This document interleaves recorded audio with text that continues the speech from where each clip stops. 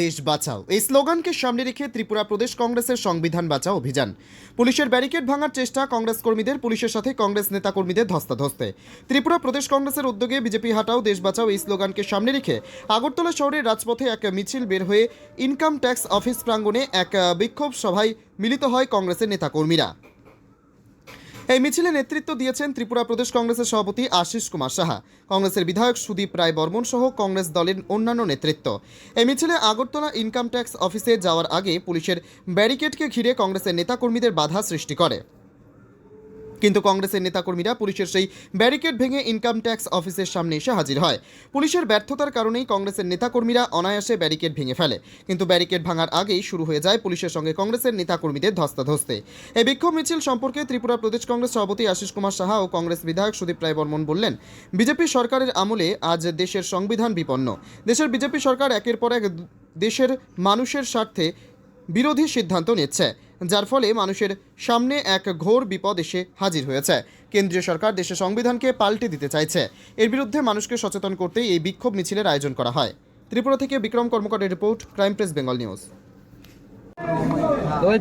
সমস্ত রাজ্যে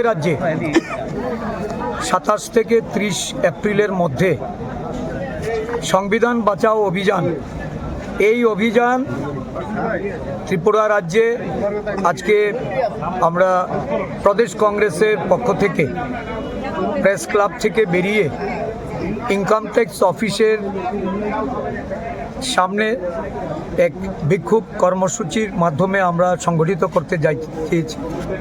রাজ্যের বিভিন্ন জেলা থেকে, ব্লক থেকে আমাদের প্রতিনিধিরা এসেছে। মূলত দেশের সংবিধান আজকে বিপন্ন।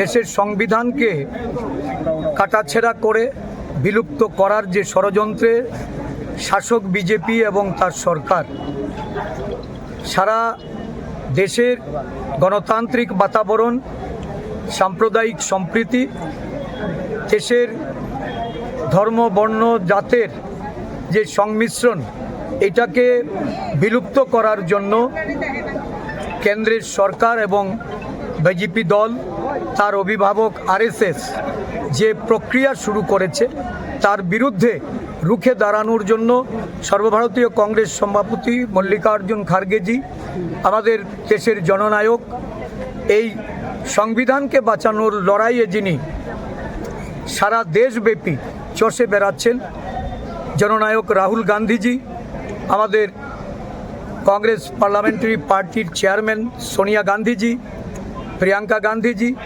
কংগ্রেসের জাতীয় নেতৃত্বরা সকলে মিলে যে প্রয়াস নিয়েছে, তার অঙ্গ হিসাবে ত্রিপুরাতেও আমরা সংগঠিত করব। প্রত্যেক জেলায় এই কর্মসূচি হবে আগামী মে মাস জুড়ে। প্রতিটা ব্লকে আমরা এই ধরনের কর্মসূচি করব। আমাদের লক্ষ্য একটাই, সংবিধানের রক্ষক হিসাবে আমরা রাস্তায় নেমেছি। সংবিধান রক্ষা করব, সংবিধানের উপর কোনো ধরনের আঁচ আসতে দেব না। সংরক্ষণ সহ নাগরিকদের মৌলিক অধিকার, দেশের সমস্ত জনগণের যে অধিকার এই সংবিধান থেকে প্রাপ্ত, এই সংবিধানকে আমরা যে কোনো মূল্যে সৈনিকের ভূমিকা নিয়ে আমরা সেটাকে রক্ষা করব। এটা আমাদের অঙ্গীকার। এই অঙ্গীকার নিয়ে আজকে সারা দেশের সাথে ত্রিপুরা প্রদেশ কংগ্রেসের পক্ষ থেকে আমাদের এই অভিযান আমরা শুরু করতে যাচ্ছি। ধন্যবাদ। এই অভিযানে আমাদের সমস্ত নেতৃত্বরা উপস্থিত হয়েছেন।